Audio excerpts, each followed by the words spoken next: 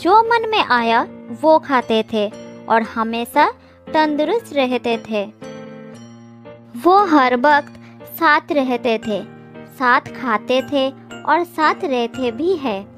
वो खाने के तलाश में दिन भर जंगल में घूमते रहते थे और शाम होने के बाद एक पेड़ के नीचे आश्रय लेते थे। कौवा पेड़ के ऊपर एक शाखा पर रहता था और हिरन पेड़ के नीचे एक गड्ढे में रहता था। इस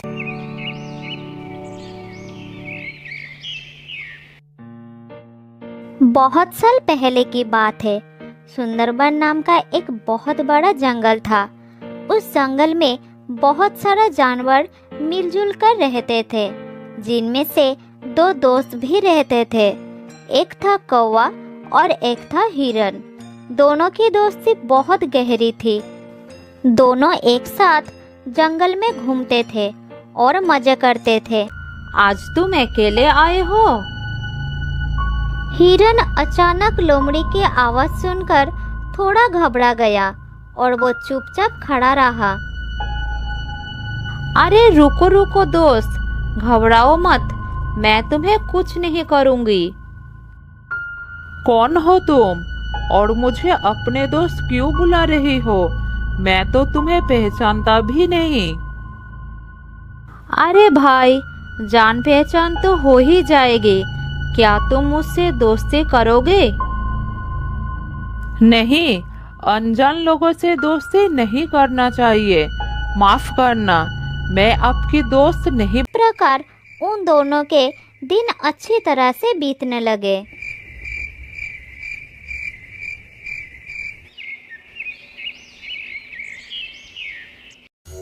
एक दिन जब वो दोनों जंगल में घूम रहे थे, तब एक चालाक लोमड़ी की नजर हट्टे कट्टे हिरन पर पड़ी और वो मन ही मन सोचने लगी, अगर मुझे इस हिरन को खाना है तो कोई ना कोई रास्ता निकालना पड़ेगा। अगर मैं इसके साथ दोस्ती कर लूं तो इसको फंसा सकती हूँ। फिर इस हिरन का ताजा मांस मजे से खा सकती हूँ। हाँ, यही ठीक रहेगा। उस दिन से वो चालाक लोमड़ी हर रोज चोरी छुपे हिरन का पीछा करने लगी। एक दिन लोमड़ी ने देखा कि हिरन जंगल में घास खा रहा था और कौवा उसके पास नहीं था। फिर लोमड़ी धीरे धीरे हिरन के पास गई और कहने लगी, अरे हिरन, मेरे दोस्त, कैसी हो? बन सकता, मेरा एक दोस्त है। मैं इस जंगल में अकेली हूँ। मेरे सारे दोस्त मुझे छोड़कर चले गए हैं। मैं बहुत दुखी रहती हूँ और जब मैंने तुमको देखा तो मेरा मन खुश हो गया था। अगर तुम मेरी दोस्त बन जाओगे तो मैं बहुत खुश हो जाऊंगा। ये कहते कहते लोमड़ी की हृदय दुख से भर गई और उसकी आंखों में आंसू आ गए। लोमड़ी की आंखों में आंसू देखकर हिरन का दिल नर्म हो जाता है और वो उसकी दोस्ती स्वीकार कर लेता है। उस दिन से दोनों एक साथ समय बिताने लगे। नए दोस्त को पाकर हिरन कौवे को बिल्कुल भूल जाता है। दोस्त हिरन, क्या तुम मुझे अपना घर दिखाओगे? मैं तुम्हारा घर देखने के लिए बहुत उत्सुक हूँ। ले चलो ना दोस्त। हाँ दोस्त, बिल्कुल ले जाऊंगा। तुम मेरे नए दोस्त, तुम्हें अपना घर दिखाने में कोई समस्या नहीं है। चलो मेरे साथ। हिरन लोमड़ी को साथ लेकर अपने घर के तरफ चलना शुरू किया। इधर कौवा दूर से देखा कि हिरन और लोमड़ी साथ में चल रहे थे। फिर कौवा उनके जाने से पहले ही अपना घर में पहुंच चुका था। तब हिरन लोमड़ी को लेकर कौवे के पास आया। कौवा भाई, ये लोमड़ी मेरा नए दोस्त है। ये बहुत ही अच्छा है। इसका कोई और दोस्त है ही नहीं और अकेला रहता है। चलो हम दोनों ही इसके दोस्त बन जाते हैं। दोस्ती एक लोमड़ी के साथ? ये तो गलत ही होगी। क्या तुम्हें नहीं पता कि वो एक मांसाहारी प्राणी है? इसके साथ दोस्ती मैं नहीं करूँगा। अब ये तुम्हारी मर्जी है कि तुम किससे दोस्ती करना चाहते हो। ऐसा कहकर कौवा वहाँ से उड़ गया, लेकिन हिरन को लोमड़ी पर बहुत भरोसा आ गया था। वो उसके साथ ही घूमने लगा। एक दिन लोमड़ी ने हिरन को कहा, दोस्त हिरन, आज मैं तुम्हें एक जगह ले जाऊंगी जहाँ तुम्हें अपना मनपसंद बहुत सारा खाना मिलेगा। हिरन ने लोमड़ी का बात मान लिया और वो उसके साथ चलना शुरू किया। लोमड़ी ने हिरन को एक खेत में लेके गई जहाँ तरह तरह की सब्जियां उगी हुई थी। हिरन इतना खाना देखकर बहुत खुश हो गया। मेरे दोस्त, अगर तुम नहीं होते तो मुझे इतना स्वादिष्ट खाना कभी नहीं मिलता। अब तुम्हारी वजह से मुझे ये सब खाने को मिल रहा है। हिरन की बात सुनकर लोमड़ी मन ही मन सोचने लगी,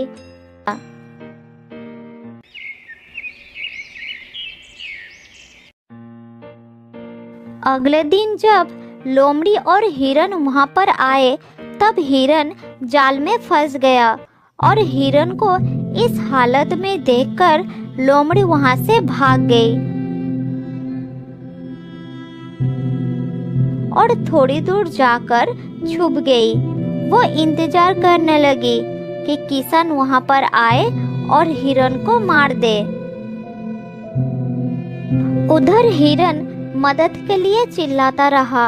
उसने सोचा कि शायद लोमड़ी उसे इस जाल से मुक्त करेगी, लेकिन वो भाग गई। हाँ, अगर मुझे तुम्हें खाना है तो तुम्हें खिला के मोटा तो करना ही होगा ना। हाँ दोस्त, मैं जानता था कि तुम्हें ये सब खाना बहुत पसंद आएगा, इसीलिए मैं तुमको यहाँ ले आया। उस दिन के बाद से उन दोनों को इस खेत पर आकर खाने की आदत हो गई। जल्द ही खेत के मालिक को पता चल गया कि कोई उसकी खेत को नष्ट कर रहा है और वो किसान उसको पकड़ना चाहता था। इसीलिए खेत में उसने एक जाल बिछा दिया। हिरन को तब कौवे की बात याद आया और वो चिल्लाकर कौवे से मदद मांगने लगा। कुछ देर बाद हिरन की आवाज कौवे को सुनाई दी और वो जल्द ही उसके पास आ गया। दोस्त, मेरी मदद करो, इस जाल से निकालो मुझे, नहीं तो खेत का किसान मुझे मार देगा। जल्द ही निकालो दोस्त। अगर तुम मेरी बात उस दिन मानती तो आज इस समस्या में नहीं पड़ना पड़ता। मैंने कहा था ना, वो लोमड़ी धोखेबाज है। तुम्हें मुसीबत में देखकर भी वो भाग गई। हाँ दोस्त, मुझसे बहुत बड़ा गलती हो गया है, लेकिन तुम मुझे जल्द ही इस जाल से निकालो। मेरा दम घुट रहा है, मैं मर जाऊंगा। ठीक है, एक काम करो, जब किसान आएगा तो तुम मरे हुए का नाटक करना और मैं तुम्हारे पैरों को चुभाते रहूंगा। जल्दी करो, मालिक आ रहा है। तब हिरन ने मरने का नाटक किया और कौवा भी हिरन के बहकर खुद एक पेड़ के डाल पर बैठकर नजर रखने लगा। हिरन सीधा लोमड़ी के घर के अंदर चला गया।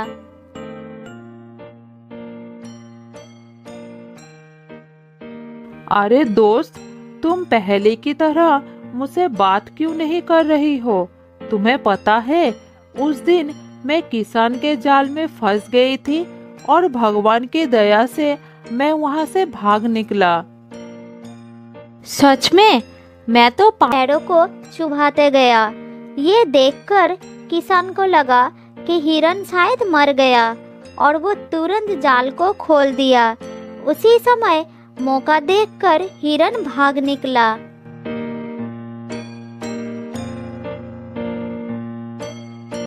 लोमड़ी दूर से ये सब देख रही थी।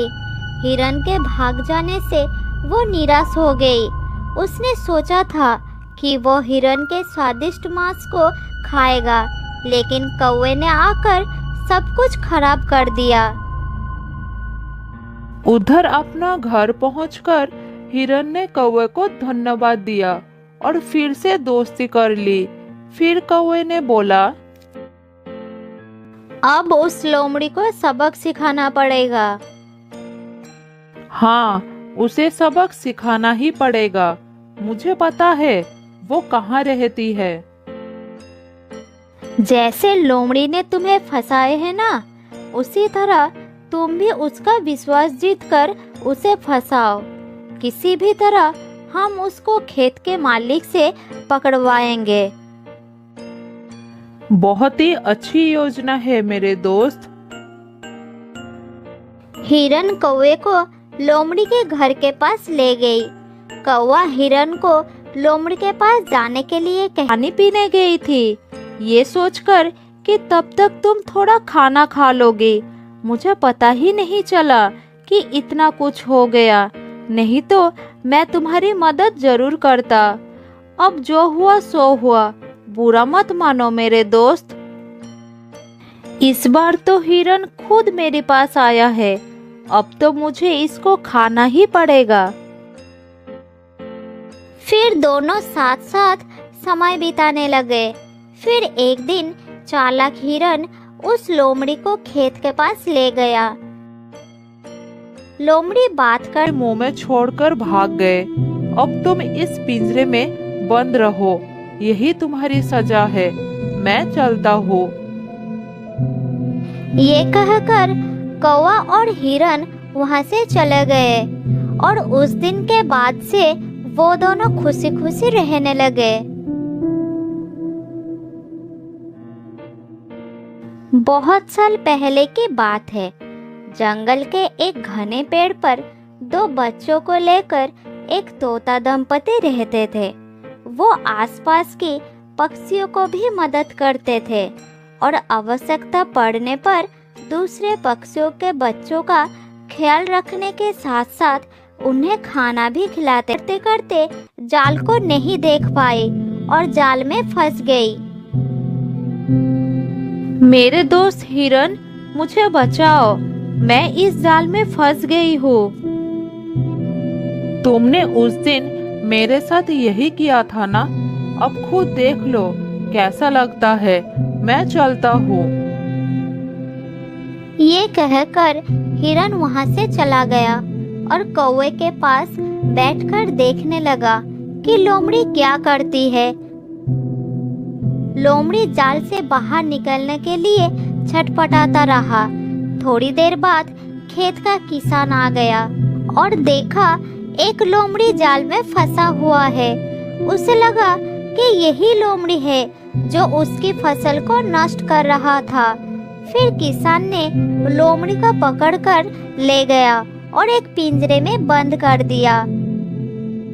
किसान के जाने के बाद हिरन और कौवा उसके पास गए।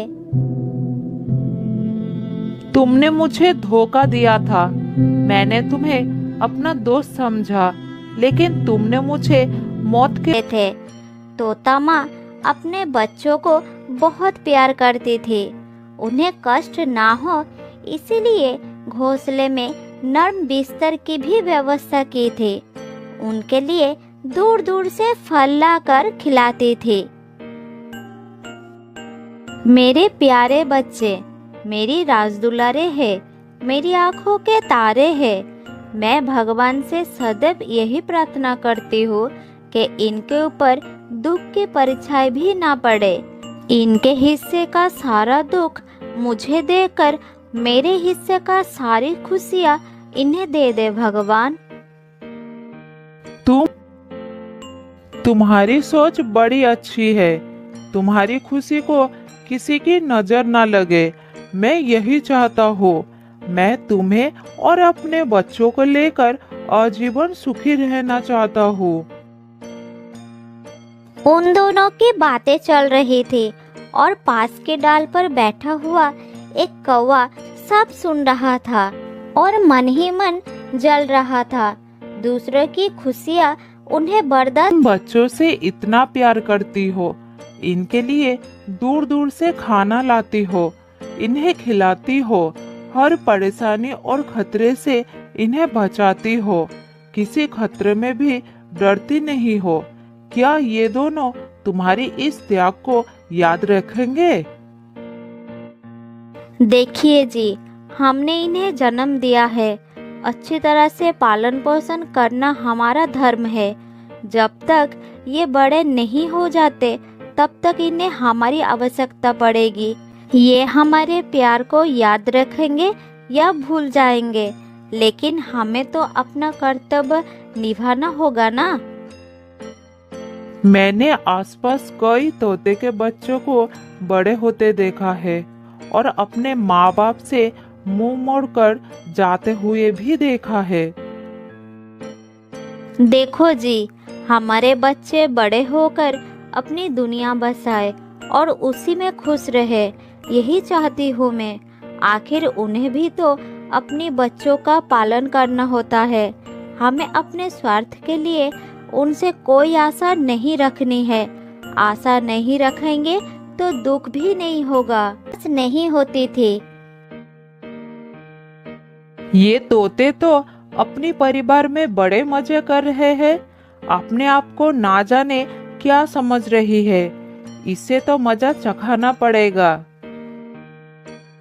कौवे ने इधर उधर नजर घुमाई और उसके दिमाग में एक योजना आई। पास के एक डाल पर मधुमक्खी का एक छत्ता था। छत्ते को देखकर कौवा सोचा, अगर मैं इस छत्ते पर टोका मारकर भाग जाऊं तो मधुमक्खियां बहुत क्रोधित हो जाएगी और वो सब छत्ते से बाहर आ जाएगी और सबसे पहले तोते परिवार को देखेगी। फिर मधुमक्खियां इस तोते की हालत बहुत खराब कर देगी।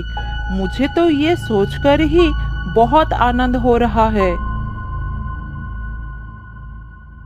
ये कहकर कौवा वहां से उड़ गया और उस छत्ते पर चोंच मारकर भाग निकला।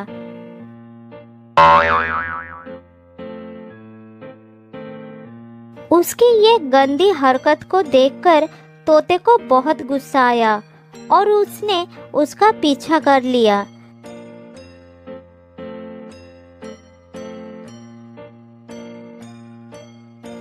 इधर बहुत का असर बहुत असहनीय होता है। तुम चिंता मत करो, मैं अभी बंदर के पास जा रहा हूँ तुम्हारी दर्द का दवा लाने के लिए। ये कहकर वो दवा लाने के लिए चला जाता है। बंदर भाई, मेरी पत्नी को कुछ मधुमक्खियों ने डंक मार दिया है, उसे बहुत दर्द हो रही है। क्या तुम्हारे पास कोई दर्द निवारक दवा है? अगर है तो जल्दी दो, तुम्हारी बड़ी कृपा होगी। हाँ, दवा तो है, लेकिन ये सब हुआ कैसे, ये तो बताओ। ये सब एक दुष्ट कौवे के वजह से हुआ है। वह कौवा हर रोज किसी न किसी को परेशान करता है। आज वो मधुमक्खियों के छत्ते पर धक्का देकर भाग गया। तभी मधुमक्खियां छत्ते से निकली और मेरी पत्नी को सामने पाकर डंक मार दिया। ठीक है, ये लो दवा और जल्दी अपनी पत्नी के पास जाओ।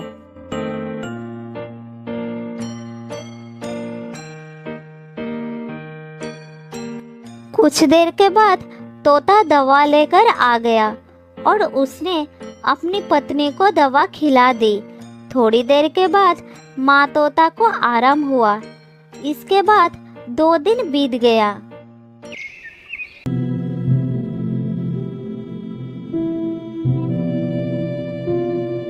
मेरे बच्चों, हिलना नहीं, बहुत सारी मधुमक्खियां हैं, काट लेंगे, तुम्हें बहुत दर्द होगा। दुष्ट कौवे ने उन्हें छेड़ दिया है। कुछ देर बाद मधुमक्खियां चले गए, लेकिन कबूतर माँ तीव्र दर्द से छटपटाती रही। ओह, ये दर्द मुझसे सहा नहीं जा रहा। अरे बाप रे, क्या करूं, कहाँ जाओ। माँ तो तब बेहोश होने लगी। दोनों बच्चे ये देखकर दुखी हो गए।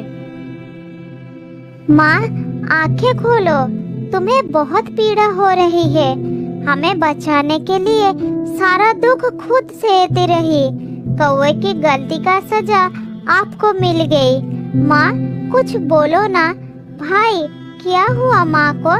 कुछ बोल नहीं रही है। कुछ देर बाद माँ तोते ने आंखें खोली। उसे बहुत दर्द हो रहा था। इतने में बच्चों के पापा आ गए। वो अपनी पत्नी का हाल देखकर दुखी हो गया। मैं जानता हूँ कि मधुमक्खियों का जहरीला डंक बारे शरीफजादे, तुम्हारे शराफत को तो सारे जंगल जानते हैं। 2 दिन पहले की शरारत भूल गए। आज तुम्हें तुम्हारी कर्म का ही फल मिला है। तोते का दर्द का इलाज तो मैं कर दिया, लेकिन तुम्हारे लिए मेरे पास और दवा नहीं है। अब तुम्हें सही सजा मिली है। बंदर भैया, माफ कर दो, साथ में दवाई भी दे दो। दया करो मुझ पर। जिंदगी में ऐसा काम कभी नहीं करूँगा। बहुत दर्द हो रहा है भाई, बचा लो मुझे। थोड़ा दवाई दे दो। तेरी किस एक दिन कौवा एक पेड़ के नीचे बैठा हुआ था। उसके दिमाग में फिर से कुछ योजना बन रही थी। इतने में तेज हवा चली और मधुमक्खियों के छत्ते पर एक लकड़ी का टुकड़ा आ गिरा।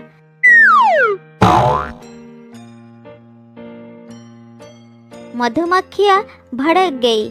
उन्हें पेड़ के नीचे कौवा दिखाई पड़ा और सारे के सारे उस पर टूट पड़े।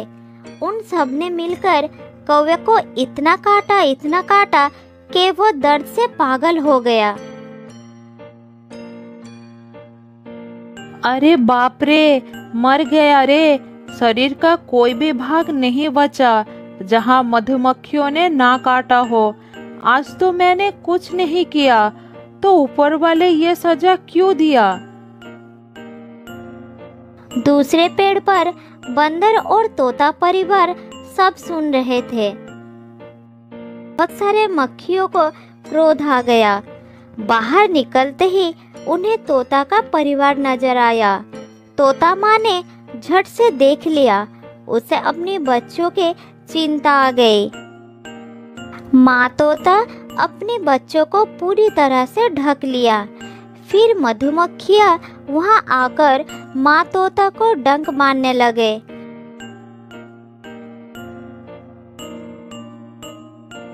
उसे बहुत पीड़ा हो रही थी, लेकिन डंक सहकर भी बच्चों को बचा रही थी।